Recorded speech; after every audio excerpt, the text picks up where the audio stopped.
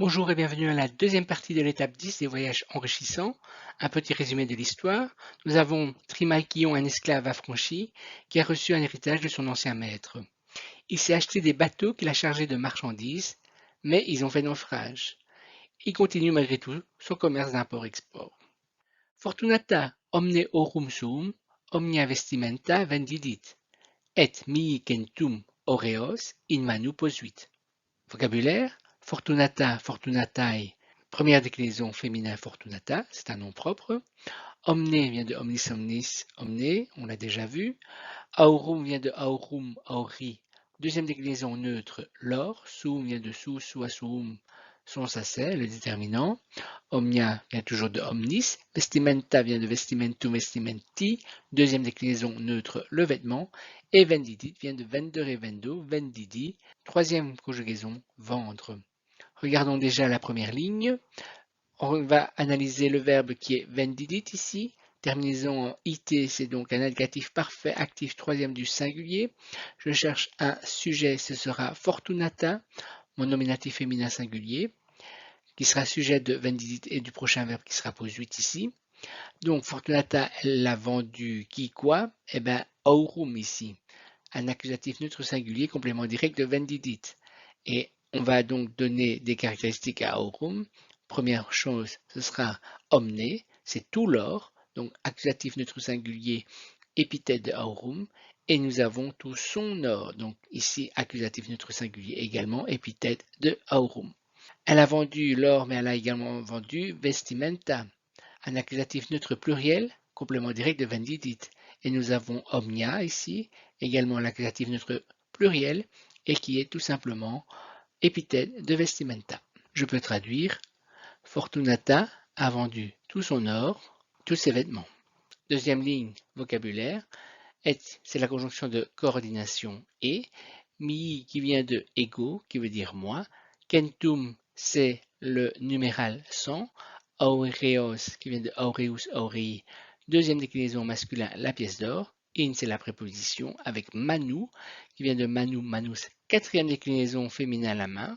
C'est une forme que nous n'avons pas encore rencontrée. Posuit, qui vient de ponnere, pono, posui, qui veut dire mettre, placer, troisième conjugaison. Je peux donc ici analyser le verbe qui est posuit, un négatif parfait actif troisième du singulier. Elle a posé, elle a mis quoi? Je vais chercher aureos ici, qui est mon accusatif masculin pluriel complément direct de posuit. J'ai un déterminant ici numéral, kentum, qui sera tout simplement déterminant de aureos. À qui est-ce qu'elle a posé? Elle a mis à moi. Donc ici, nous avons un datif masculin singulier, puisqu'il représente son mari. Et donc, nous avons un complément indirect de posuit. Et nous avons ici la préposition in plus ablatif. Donc ici, nous avons notre ablatif féminin singulier dépendant de la préposition. Je peux donc traduire. Et elle m'a placé 100 pièces d'or dans la main. Statim redemi fundos omnes, qui mei patroni fuerunt. Vocabulaire. Statim vient de l'adverbe statim aussitôt. Redemi vient du verbe redimere, redimo, redemi, troisième conjugaison racheter. Fundos vient de fundus, fundi, deuxième déclinaison masculin, le domaine. Omnes, on connaît. Qui vient de pronom relatif qui, quae, quod, qui. Mei vient du déterminant meus, mea, meum, mon, ma, me. Patroni vient de patronus, patroni, deuxième déclinaison masculin, le patron. Fuerunt vient du verbe esse, sum, fui, être. Je peux analyser les verbes. Le premier, c'est redemi. Je le vois dans le vocabulaire ici. Avec la terminaison i, c'est un indicatif parfait actif, première du singulier. J'ai un autre verbe ici, fuerunt. Avec la terminaison erunt, c'est une troisième du pluriel, indicatif parfait actif. Je cherche le complément de fundos puisque j'ai racheté quoi. Donc ici, j'aurai mon accusatif masculin pluriel, complément direct de redemi. J'ai ici omnes qui est également à l'accusatif masculin pluriel puisqu'il est épithète de fundos. J'ai ici mon pronom relatif qui que je peux analyser. C'est au nominatif. Il sera au même genre et nombre que son antécédent qui est fundos, donc ce sera un nominatif masculin pluriel, qui est sujet de fuerunt dans une P2 relative. Ensuite, j'ai patroni ici. Patroni, si je l'analyse, c'est un génitif masculin singulier. Il n'est pas complément du nom, mais il est, avec le verbe essayer, il fonctionne comme un génitif de possession. MI est tout simplement génitif masculin singulier qui détermine patronyme. Je peux traduire. Aussitôt, j'ai racheté tous les domaines qui furent à mon patron. Edificavi hanc domum. Vocabulaire. Edificavi, on connaît, ça vient du verbe bâtir. Hanc vient du démonstratif hic, ai, hoc. Ceci, c'est ci, ceci. Et domum vient de domus, domus. Quatrième déclinaison, féminin, la maison. J'analyse le verbe qui est ici, edificavi. Terminaison ici de la première du singulier à l'indicatif parfait actif.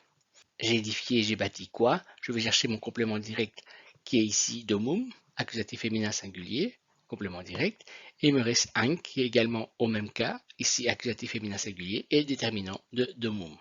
J'ai construit cette maison. Abet quatuor kenationes cubicula vingiti. Vocabulaire abet vient du verbe abere abeo, abui, avoir. Quatuor vient du déterminant numéral 4. Kenationes vient de kenatio, kenationis. Troisième déclinaison féminin, la salle à manger.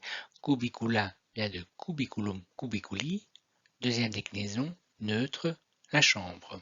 Et vingiti, un autre déterminant numéral qui veut dire 20. Je cherche le verbe qui est abet, un simple indicatif présent actif troisième du singulier.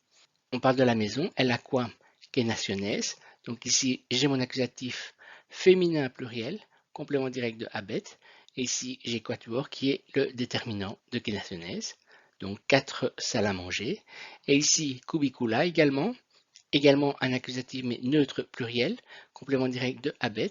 Et j'ai le déterminant numéral vingiti de cubicula. Je peux donc traduire, elle a 4 salles à manger, 20 chambres. Voilà qui termine la traduction et l'analyse grammaticale de cette étape. Je vous retrouve à la vidéo suivante pour analyser la formation de l'indicatif parfait actif en latin. À bientôt.